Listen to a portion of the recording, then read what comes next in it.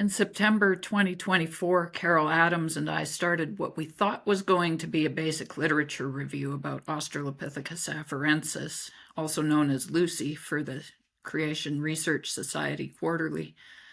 And Carol has a chapter about Lucy in her book, The Question of Origins, and we both knew the basic creationist arguments. We wanted to see what else researchers have added to the discussion.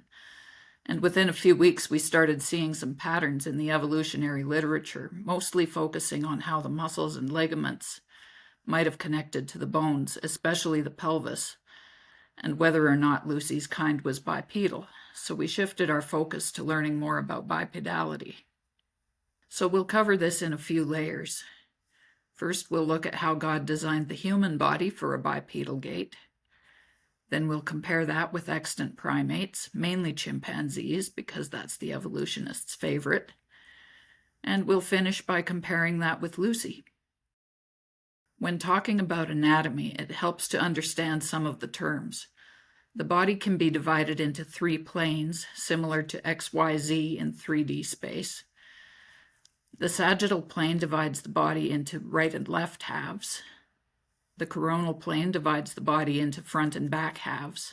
The transverse plane divides the body into upper and lower halves. Medial means closer to the sagittal plane, and lateral means farther out to the sides. And on the arms and legs, proximal means closer to the trunk, and distal means farther away. Humans are unique among God's creatures in that we're made in His image. Along with that, He's designed us with a unique mode of locomotion in making us obligate bipeds, meaning that walking or running on 2 legs is our primary mode of locomotion. Facultative bipedalism is when an animal, such as an ape, can walk on 2 legs for brief periods of time, but primarily uses quadrupedal locomotion. Every part of a stride involves multiple muscles and ligaments and how they connect to the skeleton, even including the upper body. We've chosen to focus on the lower body. The gait cycle is divided into 2 main phases, the stance phase and swing phase, and those can then be divided into 8 subphases. A stride starts with the heel strike and proceeds to the loading response, where the foot is flat on the ground. The single support phase is when the opposite leg is in swing phase. The supporting leg moves from being in front of the center of gravity to being behind it, and then there's the heel off and the toe off. In the swing phase, the knee bends so the toes don't drag. In the initial swing, the most powerful hip flexor, the osseous, accelerates the leg forward. The rectus femoris helps a little bit with hip flexion, but it primarily functions as a knee extensor, working with the other quadriceps muscles to extend the knee through the mid-swing. And at the terminal swing, the hamstrings tighten to decelerate the leg. They also work with the ACL to keep the tibia from sliding out from under the femur on heel strike.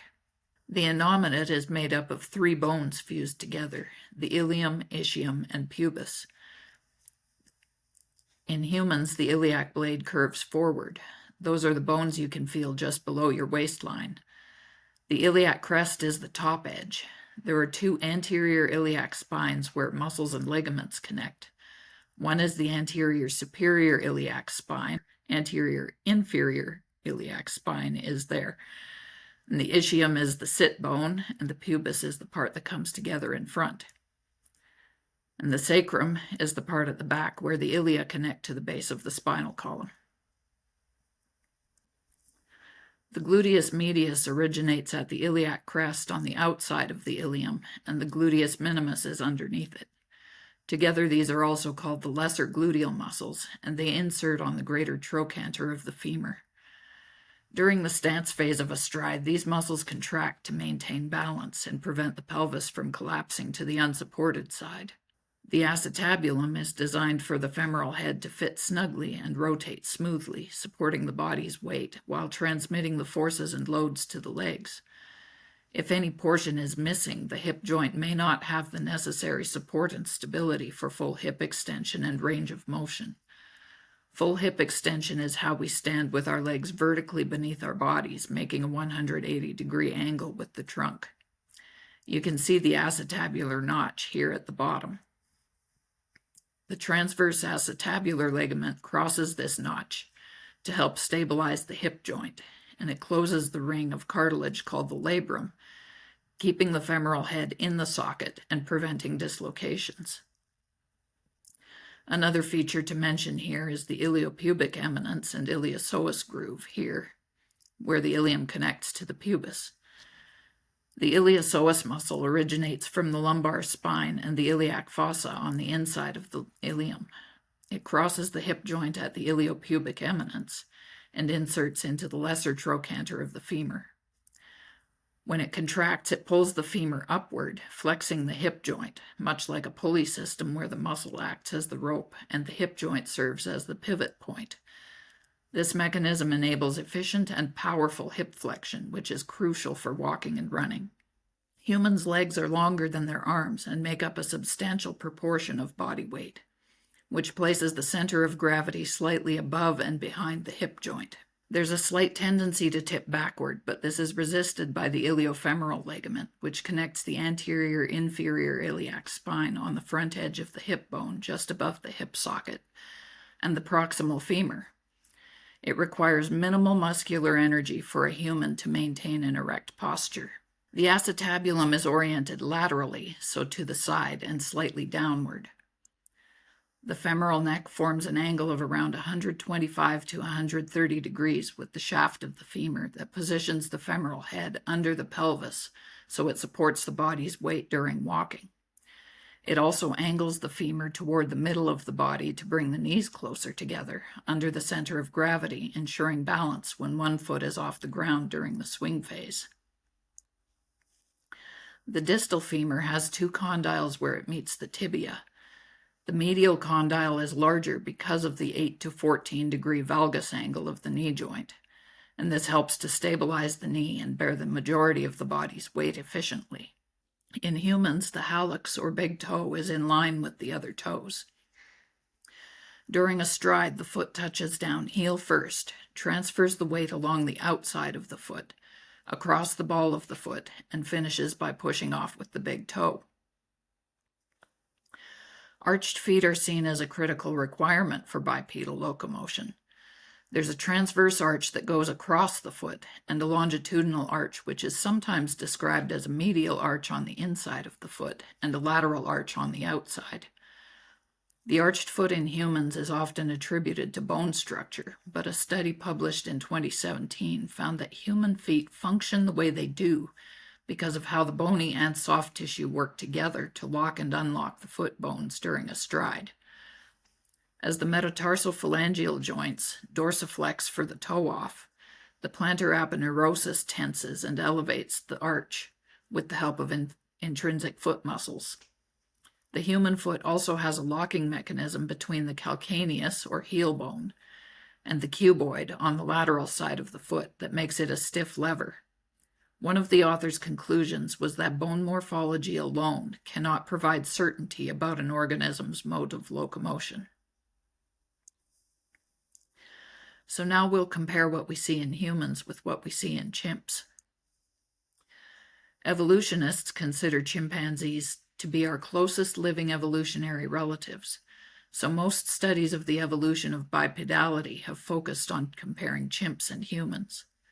An ape's gait is not as efficient as that of humans. You can also see how their heel strike is more of a side of the foot strike, and then they roll their foot medially until it's flat on the ground. Bipedal behavior represents only a small percentage of the ape's locomotion. Standing on two legs, an ape's center of gravity is forward of the hip joint, creating a natural tendency to fall forward. They're also top-heavy, so it's a lot of work for them to maintain a bipedal stance. As we pointed out earlier, in humans, the iliac blades curve forward, resulting in less flare and approaching the sagittal plane. Apes have iliac blades that lie relatively flat across the back, resulting in more flare and approaching the coronal plane. The gluteus medius and minimus in apes are designed for hip extension and medial rotation rather than abduction, so they don't help to balance the pelvis during bipedalism. Some types of primates have their legs coming straight down from the hip, which means they have to shift their weight substantially when taking a step, like the chimp in the video. Some other primates, like spider monkeys, have a valgus angle more like the human knee. This allows them to be able to walk along a horizontal tree branch more easily. Their knees differ from humans by having a wider intercondylar fossa, or notch, which provides more rotation. These are the distal ends of the femurs of humans, gorillas, chimpanzees, and orangutans. In humans, the intercondylar notch is generally narrower, reflecting God's design for bipedal locomotion. The narrower notch aligns with the stability of the knee joint during upright walking. And also the lateral condyle of humans has an elliptical shape that maximizes femoral contact with the tibia during knee extension. This is because the condyles are expanded toward the back, so back here, and they're also expanded a little bit toward the front, which creates a deeper contact area for the patella or knee bone, kneecap.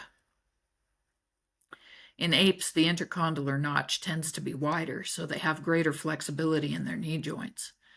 Another trait of ape knees is that the medial condyle has a longer curve length, resulting in a voluntary screw-type rotation that's particularly useful when positioning the lower leg for climbing. And it also prevents apes from fully extending their knees, so they can't straighten their knees. Humans have a close fit of the tibial spine, the bit that sticks up in the middle here, because of its relative width, which goes into the intercondylar notch of the knee. Some rotation occurs, but it's only the obligate rotation that locks the knee when standing.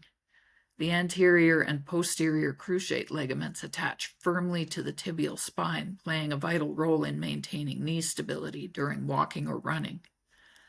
Apes have a thin tibial spine that allows for some wiggle in the intercondylar notch, and the ligament attachments are adapted for a wider range of motion in the knee joint, allowing for greater flexibility. These are the feet of some modern primates. We have chimpanzee, gorilla, orangutan, human, siamang, and baboon. African apes have midfoot joints that are mobile in different ways from those of humans. It's believed to make pedal grasping more efficient during arboreal locomotion. When apes walk bipedally, the midfoot dorsiflexes or bends upward after heel off. In other words, the heel lifts, but the midfoot stays on the ground, and this is called the mid-tarsal break. The most obvious difference between ape and human feet is that the hallux is abducted or out to the side in apes. They also have long curved phalanges or toe bones, and their joints have an increased range of plantar flexion, which helps them grasp tree limbs with their feet.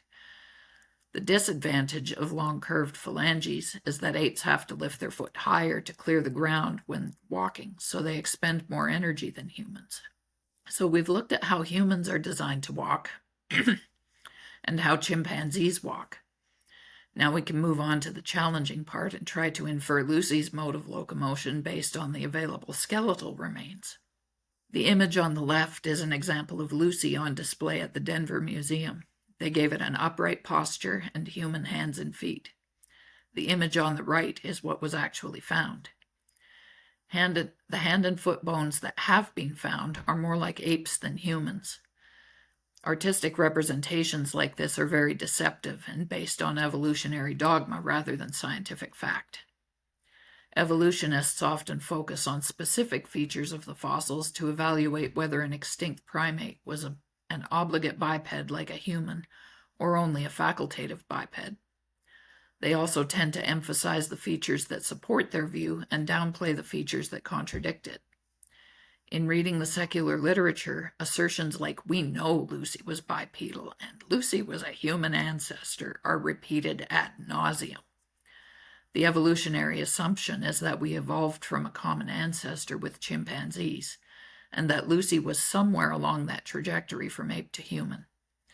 This is not to say that all secular scientists believe Lucy was a human ancestor, or even that Lucy was bipedal. There is disagreement about that. Currently, Australopithecus afarensis is one of the extinct hominid species known from the most complete skeletal remains. This skeleton is only 23% complete, but by reflection, they can reflect what's there to fill in the missing parts, and it can be pushed up to 40%. But fossils found at the first family site and others help to make a more complete picture. In other words, enough fossilized bones have been found to be able to piece together a fairly accurate picture of what it looked like, if the bones are assembled correctly. Because of this, afarensis is a favorite for studying the evolution of bipedalism.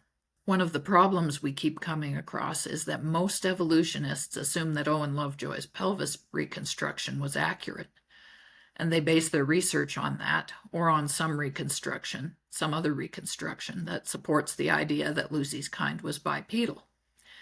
In fact, decades worth of research has been based on biased reconstructions, particularly in the area of bipedalism. The picture on the left is the unaltered pelvis, and the one on the right is Lovejoy's reconstruction. Some scientists suggest that creationists are wrong in criticizing this reconstruction because the fossil does have some distortion. However, you can see that the unaltered pelvis is placed in an anatomically realistic position. Stern and Sussman evaluated a cast of the pelvis accounting for the distortion of the fossil, and concluded that the ilium is more ape-like and would not have wrapped around the sides like a human. Also, one of the points we made earlier is that if part of the acetabulum is missing, the hip joint may not have the necessary support and stability for full hip extension and range of motion. In Lucy's case, the front part of the acetabulum made by the pubis is missing, so she would have walked with a bent hip, bent knee gait like a chimp rather than upright like a human. When the hip is hyperextended, as it is just before toe-off, the femoral head puts pressure against the front of the acetabulum. Without that part, Lucy would only have the cartilage and ligament holding the femoral head in place and would have easily dislocated her hip. Lucy's sacrum has a slight curve to it, but not as much as a human's. The sacrotuberous ligament connects the sacrum and ischium in humans and apes, although it's less well-developed in orangutans, so it's been assumed that Lucy would also have a well-developed sacrotuberous ligament based on a claim that her ischium had a rugosity, or rough area, for its attachment. This claim was used to infer that she was an obligate biped. When Stern and Sussman evaluated casts of the fossils, they did not observe a rugosity. One method for measuring sacral orientation is by measuring the promontory angle. And this is an acute angle formed by a line drawn parallel to the top surface of S1, which is this bone here at the top of the sacrum, and the anterior sacral line of S1, which is this line here on the front of it, as viewed from the side of the body. The promontory angle of Lucy is 70 degrees. For Homo sapiens females, it averages 52 degrees with a range of 44 to 56, and it varies from 63 to 75 degrees in chimpanzees. This places Lucy firmly within the chimpanzee range. The significance of this is that in humans, the sacrum functions as a base for the trunk to rest on, so the superior surface is nearly horizontal. In quadrupedal primates, it's nearly vertical and does not have to support the weight of the upper body. Since Lucy's sacrum has an angle more similar to chimpanzees, it again suggests that she did not have an upright posture. The sacrosis angle is calculated by subtracting the promontory angle from 90 degrees. Using this method of measurement, Abbott-Boll reported that if Lucy walked completely upright, the superior sacrum would have been only 20 degrees from vertical, as compared to 34 to 46 degrees in humans. This near vertical orientation would have meant that Lucy had the pelvis tilted backward, the trunk tilted forward, or a combination of both. It would have also resulted in a major amount of lumbar lordosis and the risk of spondylolisthesis, which is when a vertebra slips out of place toward the front and puts pressure on the vertebra below it. Also on the first segment of Lucy's sacrum, the transverse processes, indicated by the arrows on the human sacrum here, are not well developed. The transverse processes are bony projections where muscles and ligaments attach to stabilize the vertebral column. This lack of development further suggests that the sacrotuberous ligaments were also underdeveloped, and implies that the mechanism stabilizing the sacroiliac joint was insufficiently developed to support an erect trunk posture. The lumbar and sacral vertebrae also have a small cross-sectional area, so this structure is not fully consistent with an anatomy designed for upright posture. Three-dimensional musculoskeletal reconstructions are becoming important for studying locomotor mechanics, energetics, and control. Many of these models have focused on human biomechanics, but there aren't as many of the same quality for the great apes.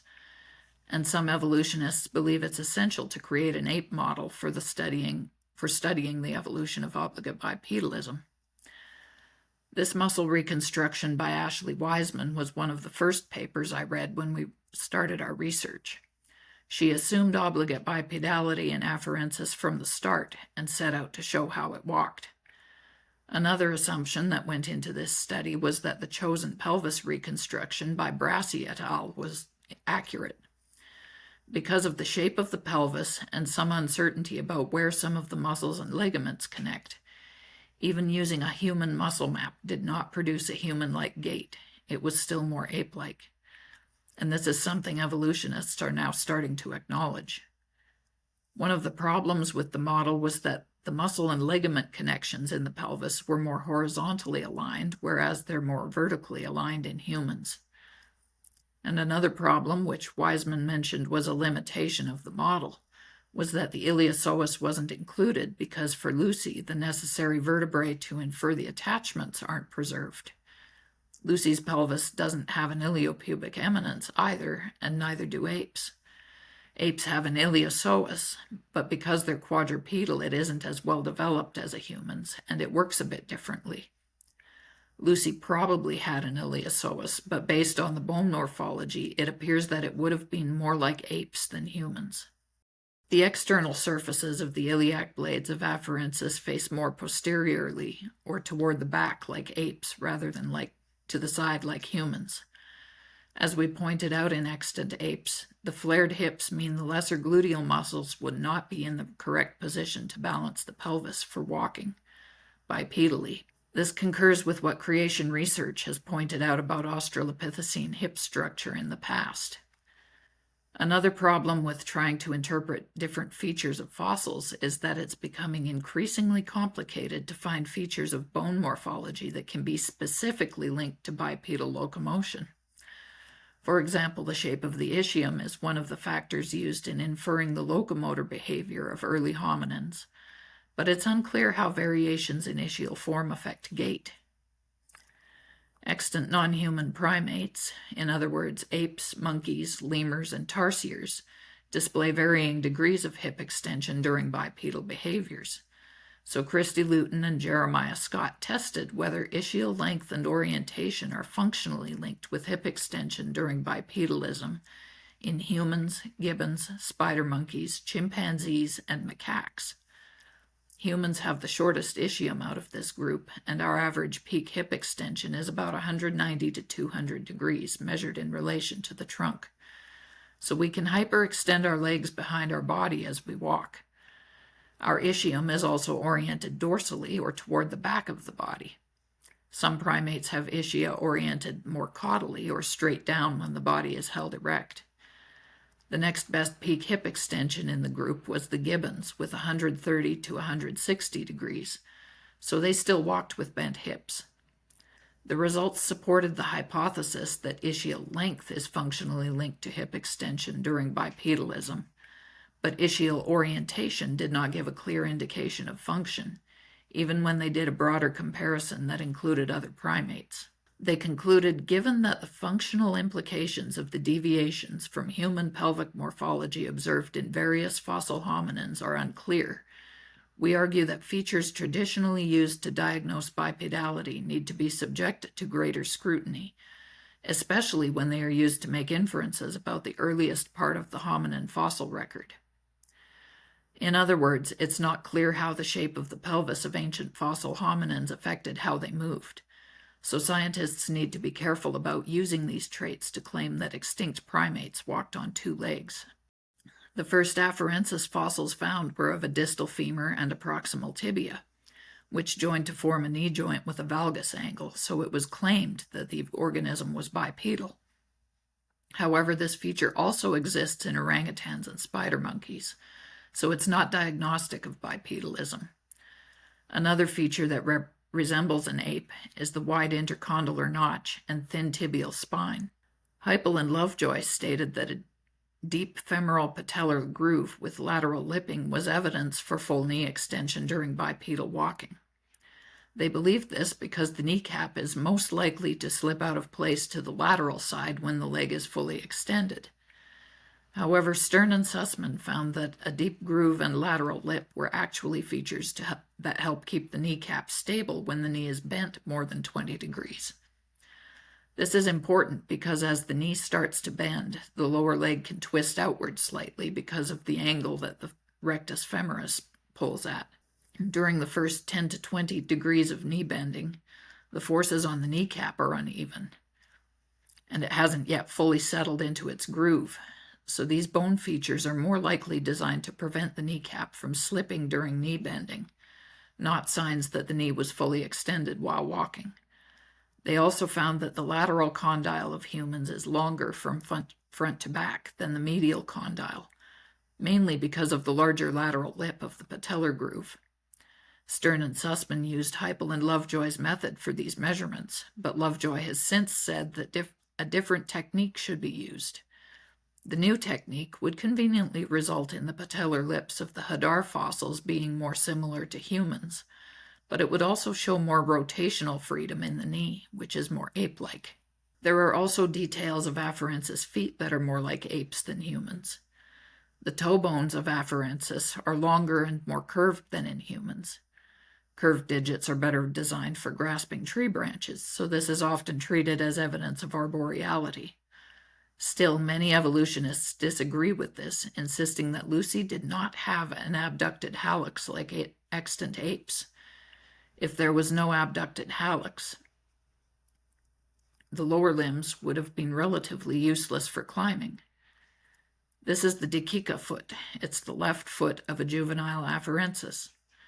The articular surfaces of the medial cuneiform and first metatarsal here are curved and directed medially, showing that it had an opposable big toe like an ape. A complete fourth metatarsal found at the first family site was interpreted as evidence that Lucy's kind had arched feet.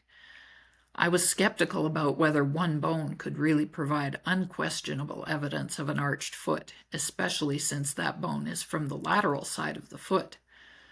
The paper states twice that afarensis is the only hominin species so far recovered from the Hadar Formation.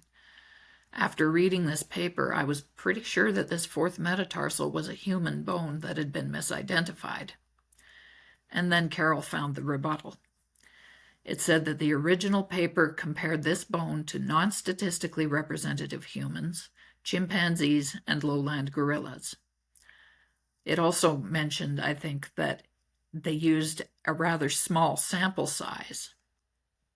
I went digging to find out how the original human sample was non-statistically representative and found out that the average human fourth metatarsal in the sample was around 7 centimeters for both males and females. Compare that to statistically representative human fourth metatarsals, which are around 11.5 centimeters for males and 10.5 centimeters for females. So the original sample all had tiny feet. The rebuttal compared this fourth metatarsal to statistically representative humans, each of the 5 great ape species, baboons, and proboscis monkeys, and found that none of the original paper's claims held up. The bone was found to be most similar to eastern gorillas, which are slow-moving, quadrupedal, and terrestrial rather than arboreal. So the rebuttal shows that making evolutionary locomotor claims based on localized anatomy or one bone, or using non-statistically representative samples, or only a few living ape species, can result in wrong conclusions. As creationists, we have to be especially careful ourselves that we're not cherry-picking our data or only using comparisons that support our worldview and ignoring what contradicts it. Specimens of most of the foot bones of afarensis have been found at the first family site. This image has those bones scaled and flipped if necessary to make this composite foot. The hallux is on the left, so this is a right foot. The two tarsals are the medial and lateral cuneiforms. That's these two bones here. An intermediate cuneiform, which would go between them, has not been found at the first family site, but the Dikika foot has an intermediate cuneiform and cuboid. The intermediate cuneiform of the Dikika foot is about the same size as the lateral cuneiform, so we think the space for the intermediate cuneiform should be a bit larger. We could be wrong, but it looks like the researchers wanted the hallux to be in line with the other toes to make it look more human, so they moved the medial cuneiform closer to the lateral cuneiform. The medial cuneiform of adult afarensis also has a curved articular surface, indicating a highly mobile hallux. A controversy is whether it was out to the side or directed forward like in a human. The dorsal or top portion of the medial cuneiform, which would determine the orientation, has been broken off. Being highly convex would suggest the adult also had an opposable big toe, which would not have been effective for a strong toe off. There's also an extremely large navicular tuberosity, indicating that it was a weight-bearing structure, and therefore afarensis did not have a medial longitudinal arch and would not have been able to transfer weight effectively during the stance phase. So looking at individual features of an organism doesn't tell you a lot, but in anthropology it's often used as a way to confirm a pre-existing bias, that humans evolved from an ape-like ancestor. A big problem with this approach is that features associated with bipedalism are used to classify an organism as a hominin, and therefore a human ancestor, and then the hominin classification is used to claim that it was bipedal. Evaluating locomotor behavior in extinct species requires a whole organism perspective, including inference of soft tissues, which we tried to do here. Some of the features we've covered here are that Lucy's pelvis flared out rather than curling around the sides, so the lesser gluteal muscles would not have contributed to pelvic balance. Other primates also have valgus knees, so this cannot be used to conclude obligate bipedality, and Lucy's knee was more like an ape's than a human's. And Australopithecus afarensis' feet had opposable big toes and no arch, so they would not have efficiently transferred weight during a bipedal stride. With the available data for afarensis, it's possible to infer muscle and ligament connections and flesh out the picture somewhat, and we conclude that its gait would have been more like that of modern apes. In other words, it was a facultative biped, not an obligate biped. This confronts the evolutionary assumptions that pervade paleoanthropology and conforms to the biblical models of created kinds. And we want to thank Dr. Brian Thomas for sponsoring our presentation for the 2025 CRS Conference, and Dr. Carl Werner for sharing some of his knowledge about these fossils. And we especially want to thank our creator for bringing us this far, and we're excited to see where this is going. And I can take some questions if anybody wants to ask some. Well, Andrea, I know that you have spent this last year reading many technical articles, and so your knowledge base is vast. But if you were talking to a friend and you only had a minute or two to talk about your favorite forms of evidence, what's one or two that you would pick out to talk to your friend about? It's like, what would you like to start with? Like a lot of the bipedal arguments began with that original knee joint that was found, that they went, oh, it's got a valgus ankle, it was bipedal. And it's like, that's all that tells you, is that it had a valgus angle. It doesn't tell you whether it was bipedal. It just says it had knees. You mentioned how the bones at the bottom of the big toe showed that it had the curvature to come out to the side.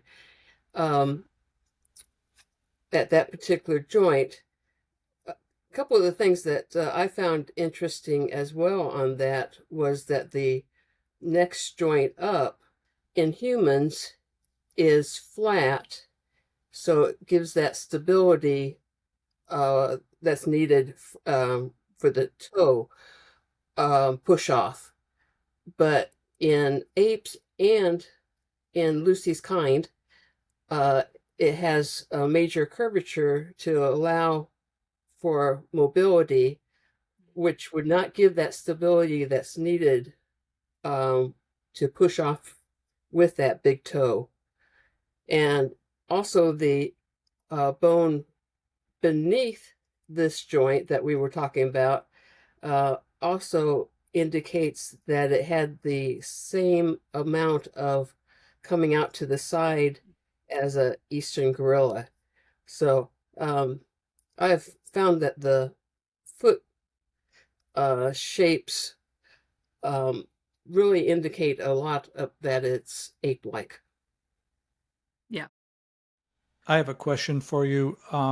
Recently, a creation scientist published an idea that Lucy was a human, Homo sapiens, and walked upright, completely upright like a human. Is your findings in disagreement with his? Yeah. There's so much with when you get looking, like I've had a little bit of knowledge of the hypothesis that he's presenting, and it feels like he's giving it kind of the view from 20,000 feet. And when you start getting down to where we're looking at a bone by bone level and trying to flesh it out and attach things, it's like I'm mentally just like, how can you even say that this is human? Like, it's, you have to be somehow just ignoring 50 years of research that's gone into this on both sides of the argument, because even the people saying it was an obligate biped are like, this is obviously not human. The Smithsonian is even having a display that shows that it's up in the tree being ape-like. Just looking at the Lucy only skeleton, and not considering a lot of those, like the feet fossils are mostly not Lucy, but just looking at Lucy skeleton fossils, the three forms of evidence I found that really shows that Lucy was an ape and could not be a human was that orientation of the hip socket. Mm-hmm. Lucy had to have walked like an ape because of that. Yeah. And the all that rotation in the knee, and then one that we didn't deal with because it's upper extremity was that Lucy had locking wrist for knuckle walking. Lucy's, the projections are wide and dorsal. Those dorsal projections are wide. They are not the little ones that were indicated that weren't knuckle walkers. Lucy's is wide. It's definitely a knuckle walking, and you're not going to have a human knuckle walking. I had another question for you, Andrea. Mm-hmm. You know, National Geographic and the earlier publications showed Lucy with a human foot, the recreated models going back into the 1980s and 1990s. And now at the Smithsonian, what Carol was talking about, they have Lucy with an opposable big toe, an 8-foot. Was it the Dakika foot that made this drastic change in evolution's thoughts of that it had a human foot first, now it has an ape foot? Was it the Dakika foot? Maybe. I'm not really sure. I haven't gone into a lot of looking at why that change happened. As as far as I know, most museums are still displaying Lucy as having human hands and feet. Well, the Dakika, we know that it's both opposable, mobile, out to the side. The adult, there's some controversy because the part that is, there's a part missing that would indicate if this comes out to the side or not, but it's so convex, concave, that curvature, that it's obvious that the adult also has that mobility. Yeah. I think it was the paper about the Dakika foot. They actually compared it with the composite foot. And the composite foot seemed to, like everything they measured, the composite foot was plotting closer to human, and the Dakika foot was plotting closer to apes on all their graphs. And I was kind of looking at it, I'm like, I'm not sure if you can really say that they even constructed that composite foot correctly. It seems more like they wanted that foot to look human, and then everything based on how they constructed it is affecting all of the research going further down the line. And it's like I've heard stories about like even Nobel Prizes being awarded for research that was later disproven, and then a whole bunch of people's research based on that thing that was disproven is just like, oh, well, now we've got a pile of garbage instead of just this one little piece of trash. And it's gotten a little frustrating to try and wade through it. Any other questions? Okay, well, if there aren't any more questions, then thank you for listening, and thanks for watching the presentation. And we're excited to see where God is going to take this going forward. There may be more about this, or there may be more about other topics. We'll see where it goes from here.